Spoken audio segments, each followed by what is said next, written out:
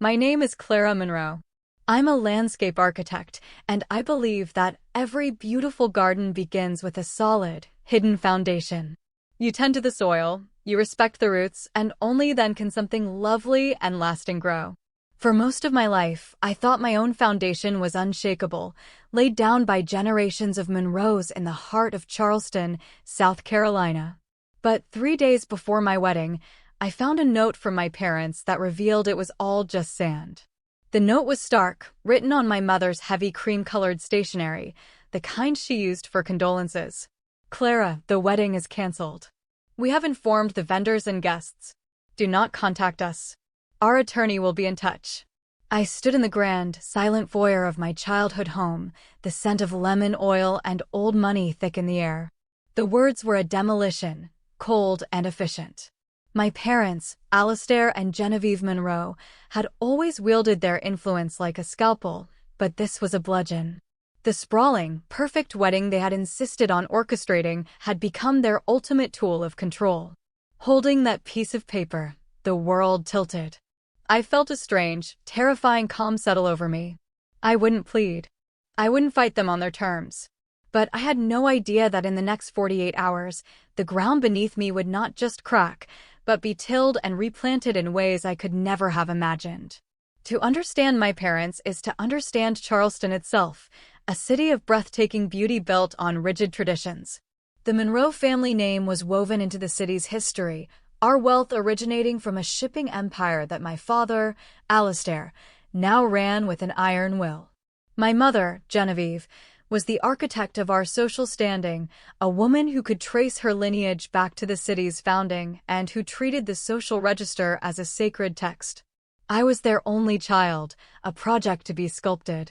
The path was laid out like the formal gardens at our family estate, a prestigious boarding school, a debutante ball, a degree from a respectable university, and finally, a marriage to a man from a family of equal, or preferably greater, standing. I followed the path for the most part. I earned a degree in landscape architecture from the University of Virginia, a choice they deemed acceptably genteel. But upon returning to Charleston, I defied their expectation that I would simply manage the family gardens and chair charity committees. I took a position at a small, innovative design firm that specialized in creating sustainable public spaces and restorative gardens. My parents tolerated my career, particularly when my work began winning local awards, but they viewed it as a charming hobby I would eventually set aside for the more serious business of being a Monroe wife. Their vision for my husband was precise, someone with a familiar surname, a background in finance or law, and a family whose summer home on Sullivan's Island was as impressive as ours. Which is why Liam Hayes was, from the moment I met him, an immediate and catastrophic failure in their eyes. I met Liam not at a regatta or a gallery opening, but at a small artisan market tucked away in a less fashionable part of town. I was searching for reclaimed materials for a community garden project when I heard the sound of a perfectly tuned acoustic guitar. The music drew me to a small, cluttered stall that smelled of cedar and rosin. Liam was behind the counter, his hands, dusted with fine sawdust, carefully restringing a vintage cello. He was a luthier, a craftsman who made and repaired stringed instruments. He looked up as I approached, his smile open and genuine. There was a quiet intensity about him, a deep respect for the craft in his hands. He explained the history of the cello he was working on with a passion I found utterly captivating. He spoke of wood grain and resonance the way I spoke of soil composition and perennials. We talked for an hour, and when I left, it was with his number scrawled on the back of a business card and a feeling of lightness I hadn't realized I was missing. Liam's world was a universe away from mine. He grew up in the Blue Ridge Mountains, the son of a high school history teacher and a librarian. He'd worked his way through college, honing his craft until he could open his own small workshop. He measured wealth not in stock portfolios, but in the joy of bringing a century-old violin back to life. Our first date was a walk through the cypress gardens at dawn, followed by breakfast at a tiny diner where the waitress called him Han and kept his coffee cup full. With him, I didn't feel like Clara Monroe, heiress to a shipping fortune. I was just Clara, a woman who loved the way the Spanish moss caught the morning light. For the first time, I wasn't performing. I was simply being. 6 months ago, on a trip to the mountains where he grew up, Liam proposed. He did it by a waterfall, with a ring he'd designed himself, a simple band of white gold holding a small, moss-green sapphire. My yes was the easiest, most certain word I'd ever spoken. The phone call to my parents was met with a glacial silence. "Well, that's news, dear," my mother finally said, her tone suggesting I'd just announced I was joining the circus. "We'll need to have dinner to discuss the arrangements." That dinner was the opening salvo. They insisted, with the force of a royal decree, on paying for and planning the wedding. "It's how things are done, Clara," my father stated, as if explaining gravity. "The Monroes do not have small, quiet weddings. It will be at the Willows on the Ashley. 300 guests." When I tried to suggest something more intimate, something that reflected Liam and me, my mother looked physically pained. What would people think? Caroline DuPont's daughter had 500 guests. We can't look like we're cutting corners. Liam, ever the peacemaker, tried to bridge the chasm. "It's important to us that you're happy," he told them, a concession that cost him more than they knew. "Perhaps we can meet in the middle." The next few months were a slow erosion of my will. Every decision became a battle. I fought for my choice of dress, a simple, elegant gown of Chantilly lace, not the jewel-encrusted behemoth my mother favored. I managed to get a few of Liam's favorite comfort foods included on the menu, tucked between the lobster towers and champagne fountains. But I lost on the guest list, which swelled with my father's business partners and my mother's society friends, people I hadn't seen in years, if ever. Liam's unease grew with the budget. "Are you sure this is what you want?" he asked one night, after my parents had insisted on flying in an event designer from New York. "I want to be married to you," I'd answered, my voice small. "And I want them to be there. I keep hoping that if I just give them this, they'll see how happy you make me and finally accept you." It was a naive hope. They didn't see a man who made their daughter happy. They saw a man who threatened the dynasty. Their disapproval wasn't just about money, it was about a worldview, one in which a luthier was no more suitable for their daughter than a gardener. The snide remarks were constant and exquisitely aimed. "Will his parents know what to do with the finger bowls?" my mother mused aloud during a planning session. My father was more direct. "It's not too late to reconsider," he said, cornering me at a cake tasting. "I was speaking with Thomas Devereaux the other day. His son, James, just made partner at his law firm. He's always been fond of you." The true declaration of war came 3 months before the wedding, at a dinner my mother hosted for Liam's parents. David and Sarah Hayes were gentle, intelligent people, full of a quiet warmth that my parents' cavernous dining room seemed to swallow whole. Throughout the meal, my parents laid conversational traps. "We've been members of the yacht club for generations," my father mentioned, swirling his wine. "Do you sail, David?" Liam's father smiled politely. "No, I'm afraid my free time was mostly spent coaching Little League and helping the kids with their science projects." My mother's contribution was just as pointed. "The Willows has been in Architectural Digest twice. I imagine it's quite a different sort of place than you're used to." I watched Liam field each barb with a grace that made me prouder than ever, but I saw the hurt in his parents' eyes. My anger simmered, boiling over the moment the Hayes' car pulled away. "How could you be so cruel?" I demanded. "They're kind, wonderful people, and you treated them like dirt on your shoes." "We were perfectly civil," my mother countered, genuinely baffled by my fury. "But surely you see it, Clara. The awkwardness. They're not our kind of people. Every holiday, every family gathering will be a performance." "Is that what you want for the rest of your life?" "I want a life with the man I love," I said, my voice shaking. "Why isn't his kindness, his intelligence, his love for me enough?" My father's face hardened. "Because marriage is an alliance, not just a feeling. It's about protecting what we've built." "Has Liam mentioned a prenuptial agreement?" "What?" "No. And we don't need one." "Unacceptable," my father declared. "I'll have my lawyer draw one up tomorrow." That was the line. "No," I said, the word tasting of freedom. "I will not insult the man I'm going to marry by asking him to sign a prenup." It implies a lack of trust, and I trust him completely. My parents exchanged a look. Then we may have to reconsider our financial support for this wedding, my father said, his voice dropping to a cool, dangerous temperature. Fine, I shot back. We'll pay for it ourselves. We'll have a small ceremony in a park, something we can actually afford. The thought of losing control seemed to rattle them. After a long, tense moment, my mother sighed. Let's not be hasty. We'll table the discussion for now. They backed down, but a chill had settled. That night, I told Liam what had happened. We could just elope, he suggested softly. Just us on a beach somewhere. No drama. It was tempting, but a part of me, the part that had always dreamed of her father walking her down the aisle, couldn't let go. They're still my parents, I whispered. I just want them to come around. Then we'll see this through, he promised. But remember, Clara. When the party's over, it's just you and me. That's the only part that really matters. In the final weeks, I noticed my parents having hushed conversations that ended abruptly when I entered a room. I heard the phrase, discreet inquiries, and a cold dread settled in my stomach. Are you investigating Liam? I confronted them. Don't be absurd, my father said, feigning offense. We're simply ensuring all our vendors are reputable. I didn't believe him, but with the wedding so close, I chose to let it go, focusing on the final details. It was a foolish choice. I underestimated their determination, their conviction that they, and only they, knew what was best for my life. A week before the wedding, I stopped by their house to pick up a family heirloom I wanted to wear. I walked in to hear voices from my father's study. So there's nothing more definitive, my father was saying. A man's voice, unfamiliar, replied, the financial entanglements are minimal. Standard student debt for his field. The relationship timeline is the most promising angle. There's a definite period of overlap.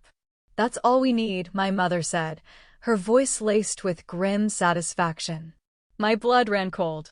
I pushed the door open. My parents were sitting opposite a man in a nondescript suit, a file folder and several photographs spread on the desk between them. They looked up, startled. My father quickly dismissed the man. Clara, we were only trying to protect you, he began, his tone infuriatingly paternal. You hired a private investigator, I said, the words feeling like stones in my mouth. You spied on him. On us. It's due diligence, darling, my mother said smoothly.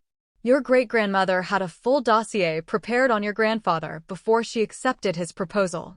This isn't 1920, mother. I am a grown woman. I don't need you to vet my fiancé. A fiancé you may not know as well as you think, my father said, sliding a photograph across the polished mahogany. It showed Liam, smiling, with his arm around a pretty, dark-haired woman. The date stamp in the corner was from 2 weeks after our first date. Her name is Chloe. They were together for 2 years. He was still seeing her when he started seeing you. The air left my lungs. Liam had told me about Chloe, an old girlfriend, but he'd said it was long over before we met. They showed me more photos, Liam and Chloe at a wedding, looking like a couple. The date was a month after we'd started going out. I left their house in a daze, the photos in my purse feeling like poison. I didn't go to Liam. I drove to the coast, to Folly Beach, and walked for hours, the salt spray cold on my face. Liam was the most honest person I knew. It felt impossible. But the pictures were right there. That evening, I laid the photos on the coffee table in his small apartment. His face fell. Where did you get these? My parents, I said, my voice flat. They hired someone. I looked at him, my heart aching. You told me you were broken up with her. He sank onto the sofa, running a hand through his hair. Clara, it was messy. We were breaking up. It had been falling apart for months. When I met you, it was the final push I needed. I knew I had to end it cleanly and for good. So you were dating both of us? The question tasted bitter. No, not really. After our first date, I went back and told her it was over. Officially. But her cousin's wedding was a few weeks later. We had promised to go together months before, and I didn't want to cause a scene for her family. We went as friends. That's all it was. I should have told you. I was afraid you would see it exactly like this, that it would look like something it wasn't. His explanation was plausible. We hadn't been exclusive in those first few weeks. It made a painful kind of sense. But the lie of omission felt like a betrayal, magnified 1,000 times by the fact that my parents had been the ones to expose it. You should have told me, Liam, I whispered. Finding out this way, it makes me feel like a fool. I know, he said, his voice ragged with regret. I made a mistake. But I swear to you, Clara, I never cheated on you. By our third date, I was already falling in love with you, and Chloe was completely in my past. Your parents are twisting this. Please don't let them. I needed to breathe. I think I need to be alone tonight, I said, pulling away. He looked devastated but nodded. I understand. Just, please believe me. I spent the next 2 nights at my friend Maya's apartment, my phone buzzing with calls from my parents that I ignored. I replayed every moment of my 2 years with Liam. He had been my rock, my quiet harbor. He had been patient and kind in the face of my parents' open disdain. Was I really going to let them shatter our future with a carefully weaponized photograph from our first month of dating? By the 3rd day, my heart had settled. I loved Liam. I trusted him. The real betrayal wasn't his poorly handled breakup, but my parents' malicious campaign to destroy our happiness. 3 days before our wedding, I returned to my parents' house resolved. I came to gather my dress and my things, ready for one final, difficult conversation where I would state my decision and my terms. But the house was unnervingly still. On the marble table in the foyer, propped against a vase of funereal white lilies, was the note. The wedding is cancelled. We have informed the vendors and guests.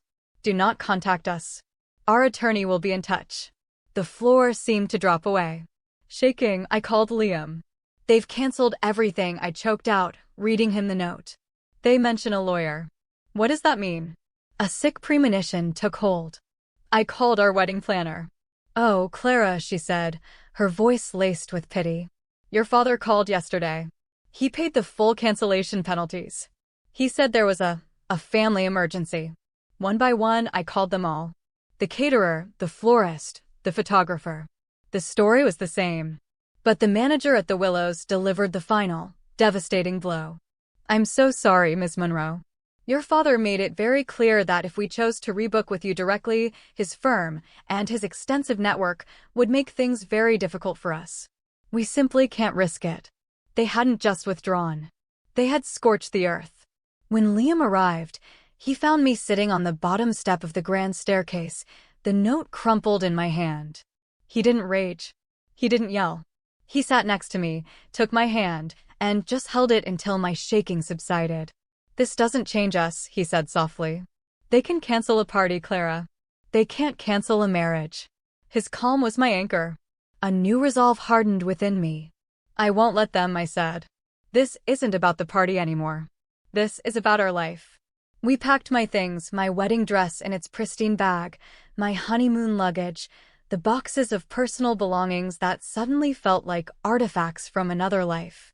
As we carried the last box to his car, I looked back at the imposing White House. I was leaving more than just a building. I was leaving behind the girl who had spent her entire life trying to earn her parents' approval. Back at Liam's small, warm apartment that was soon to be our home, the dam broke.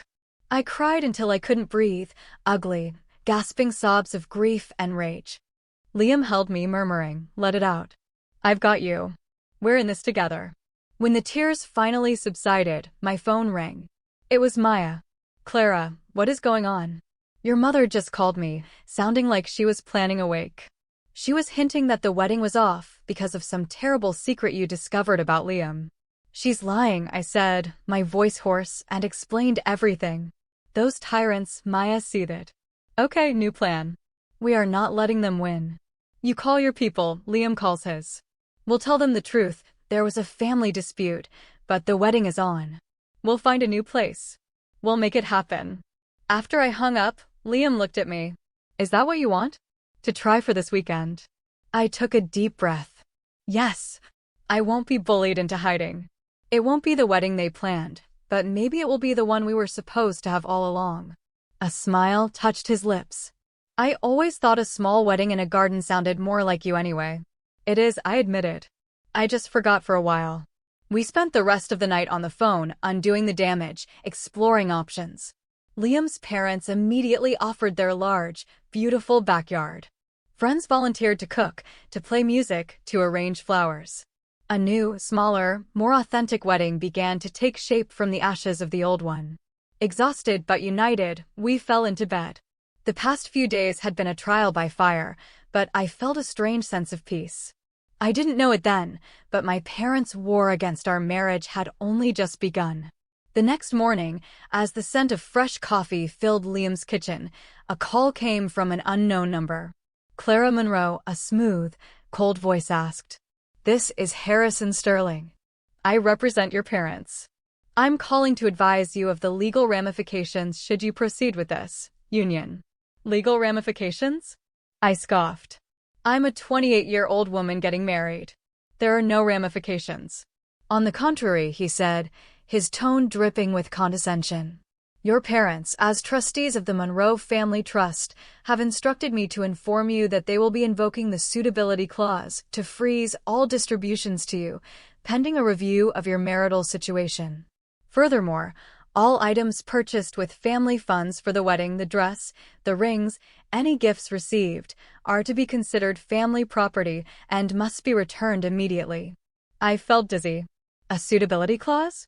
I've never heard of such a thing. My trust, established by my grandparents, was meant to be mine at 30, or upon my marriage. We are also filing for a temporary injunction to prevent your access to the family properties on Sullivan's Island and in the mountains, he continued, his voice a relentless drone of legal threats. I hung up, shaking with a rage that felt white-hot. They're trying to cut me off, I told Liam, my voice trembling. The trust, the house, everything. They're treating me like a runaway child. Liam's face went pale. Clara, I never wanted this for you. Maybe we should wait. Let things cool down. No, I said, my voice finding a strength I didn't know I possessed. This isn't about you anymore, Liam. It's about me. They think they can buy my obedience. I will not be bought. Even so, I knew we needed help. I called a lawyer my firm had worked with, a smart, no-nonsense man named David Chin. His office was modest and cluttered, a world away from the mahogany-paneled suites where Harrison Sterling surely worked. After hearing our story, David leaned back in his chair. They're bluffing, he said calmly. About the trust, anyway. I'll need to see the documents, but a trust established by your grandparents can't be retroactively amended by your parents with a new suitability clause. That's not how trust law works. As for the gifts, if they were given to you, they're yours. This is an intimidation tactic, pure and simple. A sliver of relief cut through my anger. As we left his office, my phone lit up with messages. My mother had escalated her campaign, calling my friends and distant relatives, spinning a vague but damaging narrative about Liam's untrustworthiness. It stung to see how many people offered their sympathies without bothering to ask for my side of the story. It was a painful but necessary pruning, showing me who was truly rooted in my life and who was just decorative foliage. The most profound response came from Liam's family. When we told his mother what was happening, her voice was firm. Those people have no idea what a gift they are throwing away in you, Clara. Our home is your home. Our family is your family. No strings attached. His father called an hour later. I know a judge who owes me a favor, he said. If you need someone to make it official on Saturday, he'll be there. The contrast was staggering.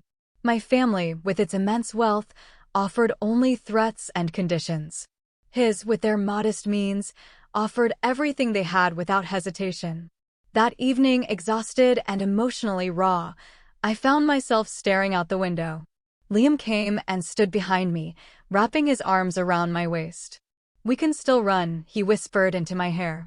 Hawaii is nice this time of year. I turned in his arms and looked into his eyes, seeing only love and a deep, weary concern for me. They want to wear me down, I said. They're counting on it.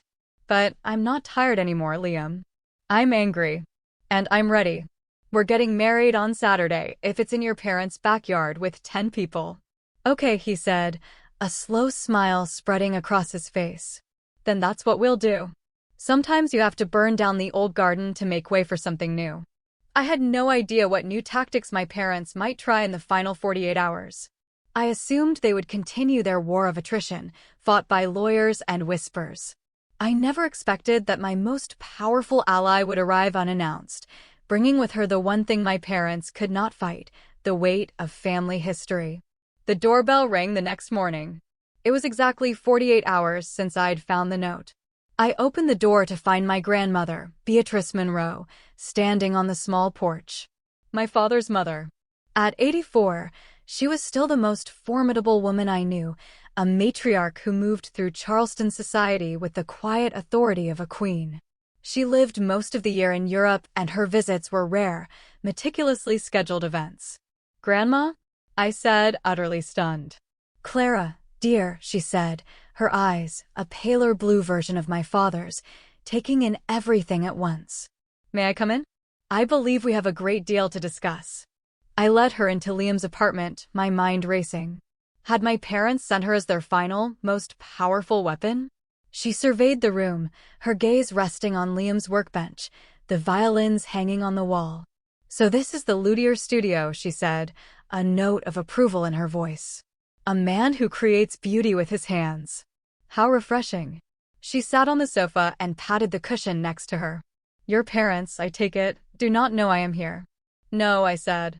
"They'd be furious." She laughed, a dry, rustling sound. "Good. Now, you must tell me everything. And do not spare the details.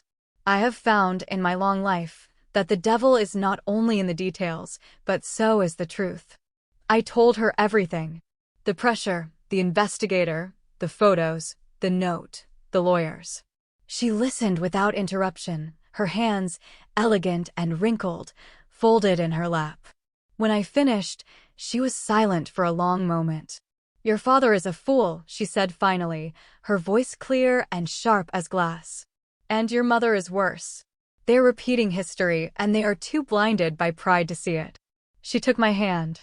"Did I ever tell you about Daniel?" I shook my head. My grandfather, Harrison Monroe, had died before I was born. I knew him only from portraits. Before Harrison, she said, her gaze distant, there was Daniel. He was a poet, the son of a fisherman from McClellanville. He had nothing to his name but a brilliant mind and a heart that was too big for this world. My parents, your great-grandparents, were horrified. They did to me precisely what your parents are doing to you. They threatened, they smeared his name, they made it impossible. "What did you do?" I whispered. A shadow of ancient regret crossed her face. "I gave in, Clara. I was young and I was afraid. I let them break my heart. I married Harrison, a good and decent man, and we built a respectable life. I grew to love him. But it was a different kind of love. A quiet, companionable love. The fire was with Daniel. I will not allow your parents to steal that fire from you." She reached into her alligator handbag and pulled out a thick envelope. They seemed to have forgotten a crucial detail about the Monroe Family Trust. I am the founding trustee. And I am still very much alive. She handed me the papers. "My lawyers have already been in touch with Mr. Sterling. The suitability clause is a fantasy. The trust is yours unconditionally. I've also instructed them to transfer the principal into an account under your sole control. It should have been done years ago." Tears welled in my eyes. "Grandma, Hush, child. That is merely business." A small, shrewd smile played on her lips. "The rest is pleasure." I spent my morning making a few phone calls. It seems many of the city's prominent business owners have a soft spot for the woman who endowed the new wing of the Children's Hospital. The doorbell rang again. It was a courier with a letter from the Willows on the Ashley. My hands trembled as I opened it. "Dear Ms. Monroe, we are delighted to confirm that your wedding booking for this Saturday has been fully reinstated. We apologize for the gross misunderstanding and look forward to celebrating with you." I stared at my grandmother, speechless. "It turns out," she said, her eyes twinkling, "that the fear of Alistair's disapproval is significantly outweighed by the fear of mine. The caterer and the florist will be sending similar confirmations shortly." When Liam returned, I introduced him to the legendary Beatrice Monroe. She studied him for a long, silent moment, then nodded. "I see," she said simply. "You have kind eyes. Do not let my family's foolishness harden them." I won't, Mrs. Monroe, Liam said, his voice full of an awe I completely understood. Beatrice, she corrected. And I haven't done anything remarkable. I have simply ensured that my granddaughter is allowed to build her own garden, rather than being forced to tend one that is already overgrown with weeds. Before she left for the hotel she'd booked for the weekend, she turned to me. I assume my invitation is still valid? Of course, I said, hugging her tightly. Grandma, since my father won't be there, would you walk me down the aisle? For the first time in my life, I saw tears in my grandmother's eyes. My dear Clara, she said, her voice thick with emotion. It would be the greatest honor of my life. The wedding day was perfect, a soft, golden day in late autumn. As I stood in the bridal suite at the Willows, surrounded by Maya and my bridesmaids, a sense of profound peace settled over me. My parents' silence was a tangible presence, a wound that I knew would take time to heal, but it no longer had the power to poison my joy. My grandmother, resplendent in a gown of pale blue silk, took my arm at the top of the aisle. Remember, she whispered, you are not breaking your family. You are showing them what family is supposed to be. Walking towards Liam, who was waiting for me under an ancient live oak tree, I saw our future, clear and bright. Our vows, rewritten in the crucible of the past week, were not just promises, but declarations of the life we had chosen to build together. Clara, Liam said, his voice steady, these last few days have shown me what I already knew. You are the strongest, most graceful woman I have ever met. You are my home, and I promise to be a foundation worthy of the beautiful life you will grow. When it was my turn, I looked from Liam to my grandmother, to the faces of our friends and his loving family. Liam, I said, my heart full, you taught me that the most beautiful things are not the most grand, but the most true. I choose you. I choose this life. I choose a love that is not an alliance, but an adventure. At the reception, a courier delivered one last note. It was from my parents. We maintain our position that this is a grave mistake. We will not be party to it. I showed it to Liam. He folded it carefully and tucked it into his pocket. That's their story, he said gently. We're writing ours. Months have passed. The dust has settled. My relationship with my parents is a delicate, ongoing negotiation. They have met with us a handful of times, the conversations stiff and formal. There has been no apology. But last week, my father, having read an article about a youth music program Liam has started, said, "That's a worthy endeavor your husband has undertaken." It was a small seed, but it was a start. The crisis my parents created was meant to break us. Instead, it forged us. It taught me that real strength isn't about bending to the will of others, but about having the courage to set your own boundaries. It showed me that family is not just the one you are born into, but the one you build with love, trust, and unwavering support. My life with Liam is my own beautiful, wild garden. It is not the manicured, orderly landscape my parents designed for me, but it is authentic, it is resilient, and it is ours. Sometimes, the most devastating storms are necessary. They clear the land, enrich the soil, and make way for new, more vibrant growth. And for that, in the end, I am profoundly grateful.